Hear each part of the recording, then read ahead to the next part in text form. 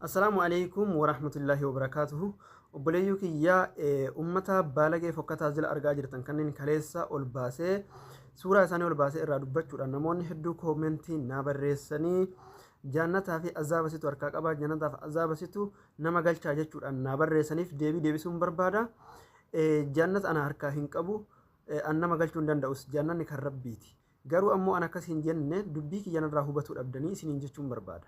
An akki jedhe ummanni baalageen kunniin haala fokkataa amma itti jiran kanaan irraa yoo toobatanii gara rabbii hin deebine yoo rabbiin rahmata isaanii hin goone haala amma itti jiran kanaan itti fufanii jennaan warra saffaa awwalaa saffaa jahannam irra galmeeffaman ta'uu hin oolanii isaanii nan shakkaa jedhan akka kana jechi kiyya dhugaa na'am eeyyan haala amma jiran kanarraa yoo hin deebi'in warra saffaa jahannama irratti galmeeffaman ta'uu isaanii nan shakka ammas hadiisa ergama rabbii sallallahu alaihi wasallam lafaa qabna waan ta'eef ergaman rabbii sallallahu alaihi wasallam akki jedhan la yadkhulu aljannata ahadun minkum bi'amalihi tokkoon keessan jannata seenuu hin dandeettan dalagaa keessanii rahmata rabbiitiin malee jennaan walaa anta yaa rasuulallah atillee moo yaa ergama rabbii ani gaafannan na'am walaa ana illaa an yatagammadani allahu birahmatihi wa maghfiratihi wa fadlihi akkana jedhan anillee jannata seenuu danda'u yoo rabbiin rahmata ofii jala na cuube malee jedhan ergaman rabbiitu sallallahu alaihi wasallam obboleeyyuu kiyya yoo ergaman rabbii akkana jedhan ummanni haala fokkisaa haala baalagee irra jiran kunniin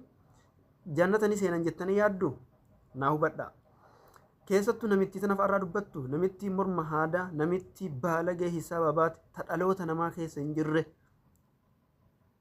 dubartiin hayaa qabdi dubartiin islaamaa qaanii qabdi akkasuma dubartiin oromoo saba guddaa qaanii qabdi dubartii qaaniin irraa mulqamtee achi kaayamte dubartittiin tun akbas wa abghad min ash-shaytaan namitti nama san argaa jirtan tun jibbamtuu fokkattuu shayxaana caalaa akka rabbi biratti maxruudatun ar-rahmatillahi rahmata rabbi irraa darbamtuu kataate bar ani numaayyuu nan shakka namittiin tun namummaa isii shayxaana ta'uun ooltu jedha bar shayxaan illee yeroo tokko tokko nama fakkaatee ni dhufa namattis ni fakkaata shayxaanni shayxaana nama fakkaate wayita itti shakka shayxaana keessaayyuu isiin tun goromtii shayxaanaatii jedhee yaadaan akka yaada kiyyaatti jechuudha baalagee akkasuma gurbaa masin argaa jirtan kun hafarsumoo eenyu jettan gishireen kun jechuudha kan qaanfiin irraa mulqamtee achi kaayamte boleeyyuu kiyya naa hubadhaa bakka rabbiin sattaraa jedhe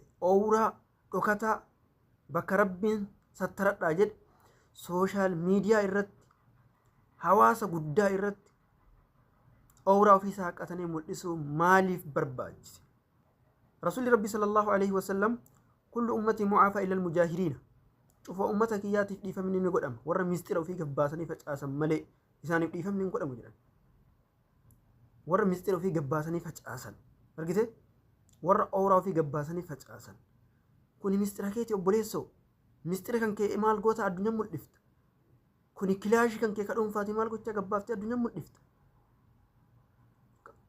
kana si himuu barbaada jarri kunniin sadan dhugaa yoo dubbanne dhalootaaf bu'uura akkamii lafa kaayaran jettanii yaaddu isin dhalootaaf maal gumaachaa jiran jettanii yaaddu isin dhaloonni maal irraa barachaa jira dhaloonni bu'uura isaan kaan irraa maal fudhachaa jira jettanii yaaddu haala isaan jiran kanaan dhaloonni kennas barnoota timirtii isaanii yoo fudhate dhaloota akkamii nu ta'a jettanii yaaddu ummata akbasa ummata fokkataa ummata abaarama dhugaa dubbannaa dhugaa irraa waan sodaannu hin qabnu dhugaa irraa waan qaanfannu hin qabnu alhamdulillah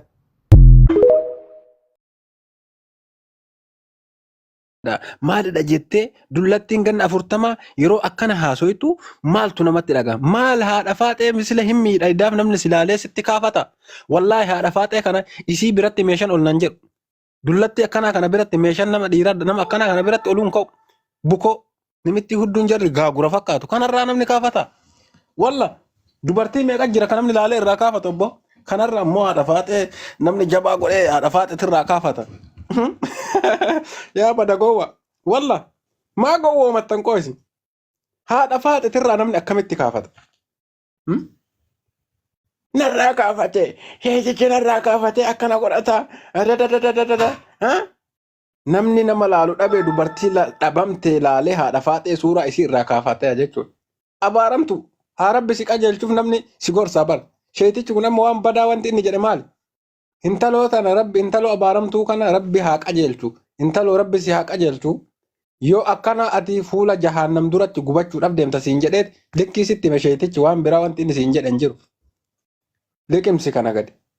Walla maa akkas naan jedhaaf akkamitti sheekatee akkas naan jedhee na arrabsaaf gorsa keessa akkas naan jedhaaf gabbaatee nama sheekatti irratti afaan darbatta kabajaa qabu nama si galee si gorsa sheetichi kun waan biraa wanti inni sitti balleesse hin jiru gorsa sii kenne gorsa wallaaltetin munaafiqa beektaa yoo gorsitellee gorsi hin ta'uufi dubartii munaafiqa shaarmuxaa jechuudha gorsa nama sammuu qabu gorsanii bar tokkoffaa namni ati gorsitu nama sammuu qabu shaarmuxaa akkamitti gorsita gursummeetti gorsuu hin dandeettu gursummeettiin ijoollee asirraa balleessite ijoollee irraa balleessite halkan laayif irra bultee guyyaa akka waraabessaatti rafaa oolti namni isii gaafatu hin jiru si galee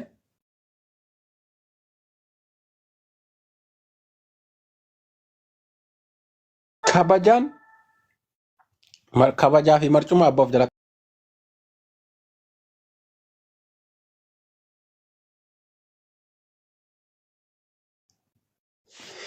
nagalchi warroonni jettan ani isin galchaa dhageeffadha isin galchaa warroonni haadha faaxedha haati faaxedha sheeticha kana arrabsuu likkii goote waan takka komentii hin taane na jala barreessitee afaan barbaade asirratti nama si arrabsa jettee waan badaa dubbatte wallaahi likkii si galchaan sin dhiisuun salphatta walla erga si galchaa jechuudha yaada warroonni qabdan deekkardoonni kenna jechuudha yoo yaada qabaattan ergadha rakkoon qabu sin galcha yoo immoo yaada hin qabaanne yoo ergaa dabarsuu yaani wanti haasoonni kun sii ta'uu baate na jalaa bayide amma sa'a ammaa kana na jalan taa'in ati nama islaamatii miti si galee walla namni laa ilaaha illallah muhammadan rasuulullah rabbii tokkochatti amanu nama diinii islaamaa sheeka daa'ii islaamaa arrabsu xiqqeessuudhaaf deemtu amma namoonni baay'een maal isin goote birrii keessan isinirraa nyaate amma sheeka baabaa shee riyaad gammadaa jechuudha baabaa shee riyaad gammadaa haati faaxee maal isin goote haati faaxee wanti jireenya isii irraan fedhii hin qabnu akka barbaaddetti jiraachuu dandeetti garuu nama sheekaa tokko waan sheeka jedhamu dhiisi darasaa takka arrabsuu hin dandeettu haati faaxee kana jala murree isinitti hima abbaan feete jaaladhu abbaan feete jibbi waan sheeka jedhamu nama quraana rabbii beeku tokko arrabsuu hin dandeettu haati faaxee kana galliqimsa garaa keessatti galliqimsa walla si galee kana beekutu sirra jiraata tokkoffaa jechuudha haati faaxee waan gootee godhuu baatee suni akka barbaaddetti jiraachuu dandeetti akka barbaaddetti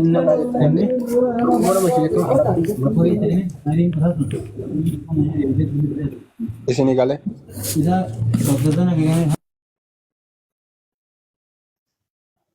kanaafuu haadha faaxee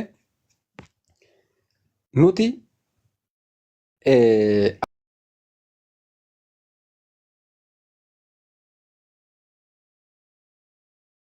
dhuftee karaa bareedan ummata dhuftee jechuudha. Si galee karaa ajaa'ibaatiin nu dhufaarti. Sheeka arrabsee beekamtee argadha yoo sheeka arrabseetiin maqaa isaa xiqqeessaa akkana minaamina yaadni kee yoo akkas ta'u taate fagoo hin jirtu jechuudha tiiktookii kanarraa galuudhaaf. Walla tiiktookii kanarraa galuudhaaf fagoo hin jirtu as galuu jirta jechuudha. Kanaafuu sheeka arrabsa minaamin jettee asirraa akka barbaadde firinxiituu hin dandeettu jechuudha. Akkas. Si galee. Niitii abaarsaa jedhe wallahi dhugaa siin jedhe bar waan ati hin qabne namni siin hin jedhu waan ati hin qabde namni siin hin jedhu namni tokko ati hattuudha riidiin hattuudha yoo naan jedhe namni tokkochi waan godhuu hin danda'u dhageeffadha riidiin hattuudha yoo ta'e yoo xiqqaate namni sadi hattuudha jechuu qaba dhugaan dubbiin mirkanaa'uudhaaf ani hattuu ta'uu kootiif namni sadi riidiin hattuudha jechuu qabu na beeku namni keessoodhaa na beeku ati nama akkanaate hattuudha naan jechuu qaba haadha faaxee jechuun nama namni hundi beekuudha bar nama aalama guutuun beekuudha nama akkamii akka taate xiqqaan dhaloonni kalee namni sooshaal miidiyaa fayyadame guutuun beeku Si galee nama guutuu beeka. Kana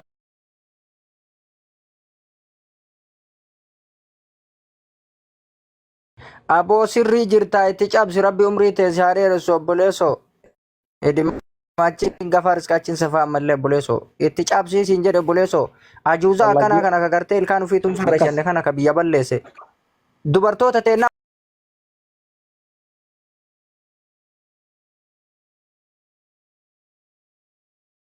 Oromoo dhoogitee dubartoota miidiyaa akka barbaadan godhadhaa jettee dimokiraasii akka waan isiin itti kenniteeti. Nadhittii tana mataa isii gad master deebisa irraa haasaya wallaahi wabillahi.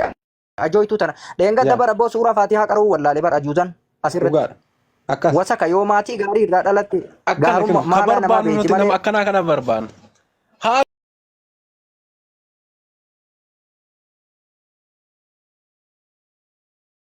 beekta. Tiktookii taqabu tana reefuu wanna jedhe anillee as hojiidhaan wallahi biiziidha. wallahi dhugaa Jala rabbiin deemee isin jedha namni bultii wallahi hordofne namni shamara gad keenya deebisaati irraa nu haasaya abbo. Wanni yaa galaafate isiidha abbo. Barna dhitti dhageeffadhu. follow godha namni Nadhoo 40 yoo jala ganama jirtan kun abbaa follow godha warraati.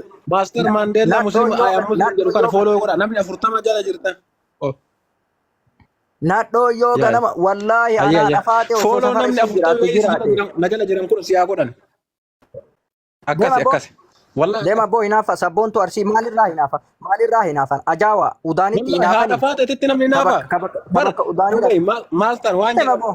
wallahi mee rabbi jedhe haadha faateetitti namni naafa Mee maalitti nimitti kanatti naafa? maaltu hinaafa nimitti Mee gaafura rabbi fakkaatu sodaadhu mee rabbi nimitti sodaadhu hundi isaa mee seenee bahu maalitti hinaafan wallahi poopoo udaanii mee maalumatti wallahi hinaafanii jedha nama maali hundi isii dhiira wanni dhiira maali habraa haji nagarre nama caalte mee maalumaan nama caalte wallahi mee maaliin nama haadhuma caalte mee faate maaliin irraa nama waysi caalte nadhitti dheengadda qoqoy reedii eqoo irraa sii dubbadha nadhitti dheengadda mee ilkaan isii suuraa isii tatanaan duraa fidame nadhitti dheengadda dubaay dhaytee ilkaan fardaa filtaran nama godhe dhaabatteetiin nama jette filtaran nama ilkaan godhe fardaa dhaabattee har'a nama fakkaate tana nuti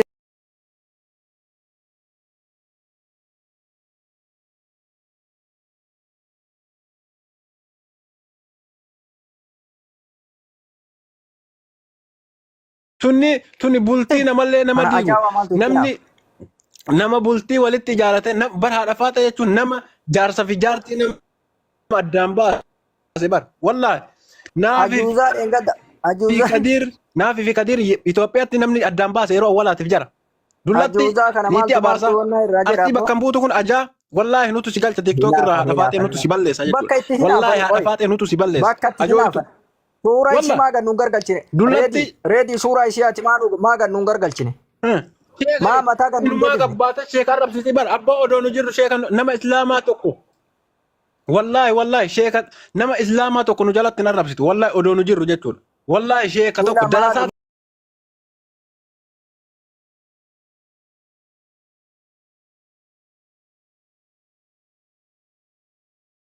wallahi nama sheekaa tokko arrabsuu hin danda'a wallahi nutu likkii si galche sheeka wallahi tultan jechuun kanaafuu sheekaa miti dullattii tana sheekaa miti likki inshaallah likkii ittiin sheekaa likkii miti irraa galchinaa jechuudha daa'ima keenya ka aliif jedhe akka nurraa tuuxan hin barbaannu ajaawaadhaan kan isin hordofaa jirullee numaa bar nama birootii miti ajaayaa kana nutu jala deemee feemasii godhe malee nama birootii miti har'a yoo namni nuti deebi'ee nama gayaa fooloo irraa kaafate yaa baruu ufiinuu lafa dho'ichi ajooytuun tun biyya baqaa keessa galtee halkan udduu dhaabdee raftee sadaqaa guurattee nu arrabsuu wallahi hin nama har'a dandeettu isin jala jiru nama sadaqaa har'a keenya 5,000 6,000 isin jala taa'u kana wallahi isin irraa yaama nuti guruppii ijaarree laal master dhageeffadhu darasoota master nuti darasoota guruppii caaltu ijaarree torbee darasoota tokko walitti qabne caaltu odoo waa'ee qaba haadha faateetii fi warroota feemasa ufiin jedhanii maqaa arsii asirra daldalan tana di komentii namaa aboo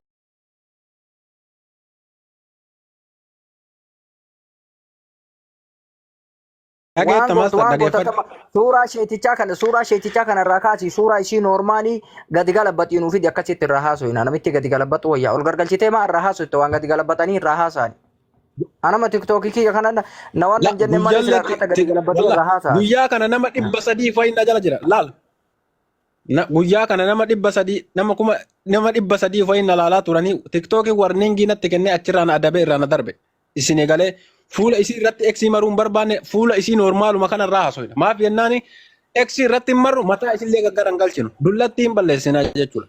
Akkas. Asiyaa maal jechuu barbaadde? Aboo isinummoo wajjin itti duubuu barbaade kana najisa fakkeenya najisa taatee fakkaattee ijoollee karaa balleessaa jirtu wallaahi. Ila tiktook makana irratti gubaa miidiyaa kanarraa isii balleessa kana najisa qullaa.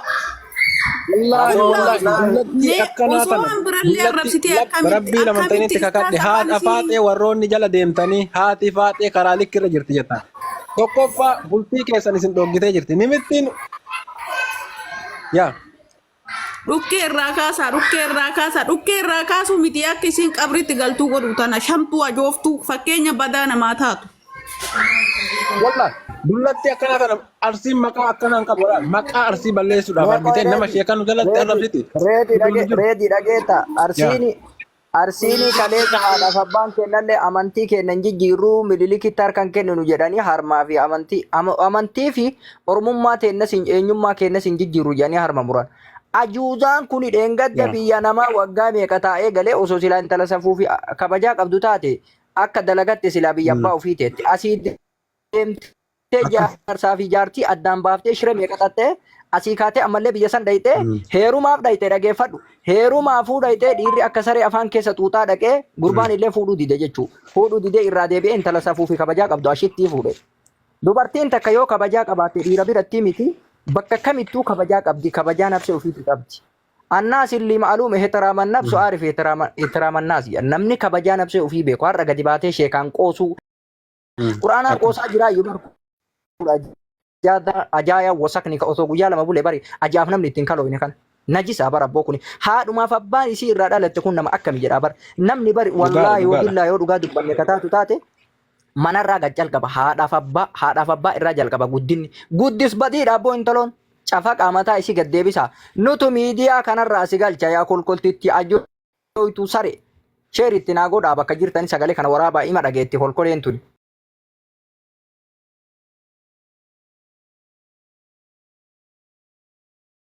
Inna kee irraa namni waan nyaata si biratti nyaatu natti hinaafan jedha bar.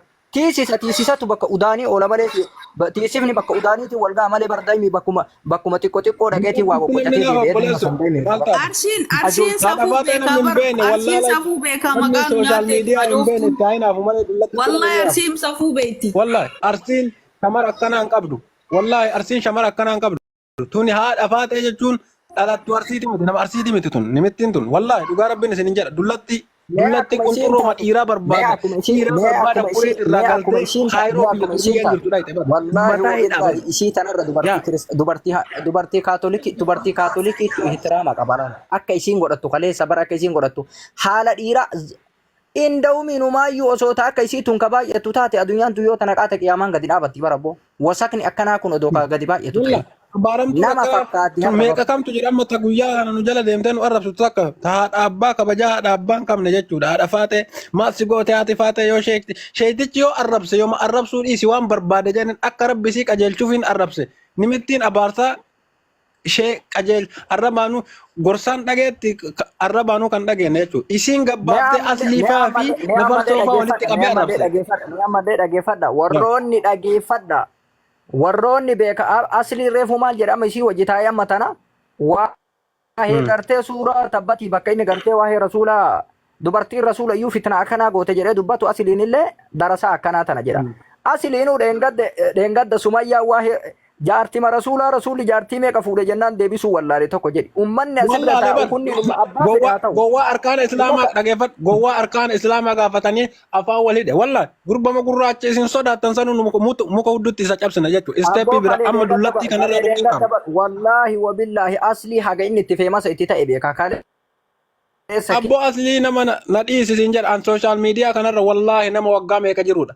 Gaaf beekamtii asliin beekamullee hin beekane. Asli jechuun duraan feesbuuk irratti laayivii irratti nama arrabsaa ture. Har'a beekamtii argatee bakka tiktook irratti yoo namni kumni shan isa laale isaaf wannoodha jechuudha. Gabaa irratti nuti laal gabaa isaa irratti illee gabaa qabuu hin barbaannu. Garuu immoo isteeppii biraa irratti dhukkee irraa kaafna jechuudha. Asliin hafuura hin baafanne sheeticha waa hin jenneen sheetichi walitti qabee arrabse. Aslii hafartu illee arrabsee jira. Siigalee dullattiin tun wanti isiin gadi baatee Sheeticha arrabsituuf maali? Wanti isin sheeticha arrabsitu qoy haati faaxee eenyu ol taatetiin sheeka arrabsuu dandeetti. Walla walla isteebii biraatiin dhukkee irraa qaafne aslii abbaa nama warra feemasa jedhamu kana walla.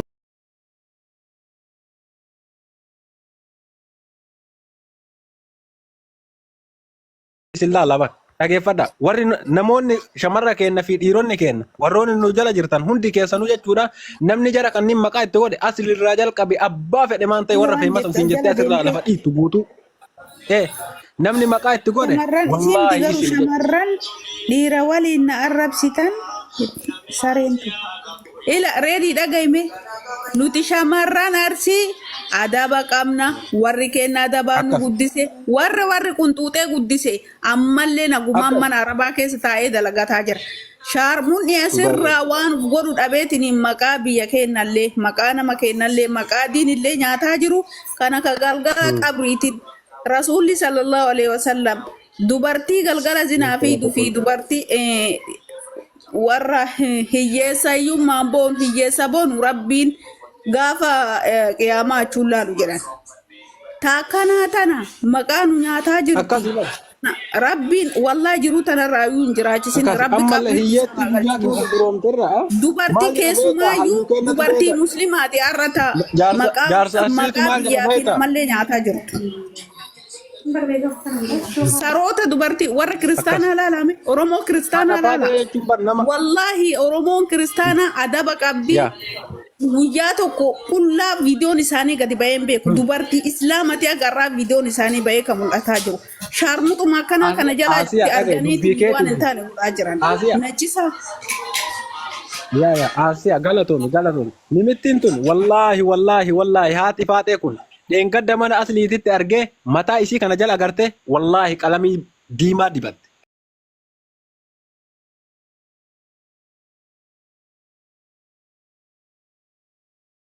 Intaloon ganna 40 urmii ufii kanaan qalamii jala dibatte iyyaalummaadhaaf agarte mee kana ala hin jira namni iyyaala of fakkeessee akkanatti akka dhiiratitti qalamii diimaa jala dibatte maaltu hafe maaluma hafe inumaayyuu achirraa gabbaatee sheeka islaamaa nama diinii nu barsiise nama quraana rabbii nu barsiisaa ture nu jalatti arrabsiti shaarmuun dullattiin arsiin dul maal jedha beektaa reedii yoo jedhu bayyanatti.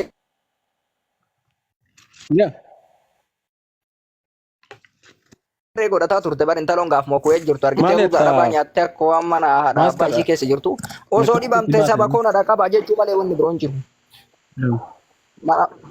Garaagarummaan qabdu beektaa daalattiidha intaloon cafaqa haga miidiyaa kanarraa galchirutti hin dhiibnu haga isiin gubattee harka kendattutti inshaallah qaxxalamtee jechuudha. Arraba kan jirre kana ishii arrabsina. Wallaahi addaggeen tuni. Ajaandaan kun marti waa'ee haadha ajaandaa abbaa fedhee dhufee roobni jijjiira jedhe waan biraa namni kaasee jedhe jalan fiigina waa'ee haadha faatee malee. Wallaahi haadha faatee balleessuudhaaf qophii xumuree jira. Tiktookii kana warrummaan ajala jirtan kunillee fooloo tolcha namni shantamaa ajala jirtan kana maal saree kana fooloo godhadha. Fooloo godhadha nama laal shamarran keenya dhiironni keenya nama waa'ee dullatti bireetiin irraa dhaabate tana hojii ishii godhadha wallaahi wabillahi ajooytuu tana suuraa faatiyaatu qaraateen dandeettuu kanaa ishee kanu arrabsiti kolkoleen tun najisa wallaahi an takkaallee nama beeku garuu warri kaayiroo sun halkanii guyyaa tiiktook irra bulee sadaqaa nyaachuu malee nama arkaan islaamaa deebisuu wallaalee bar kama arkaanul islaam jennaan ija mammaratee ija bobaa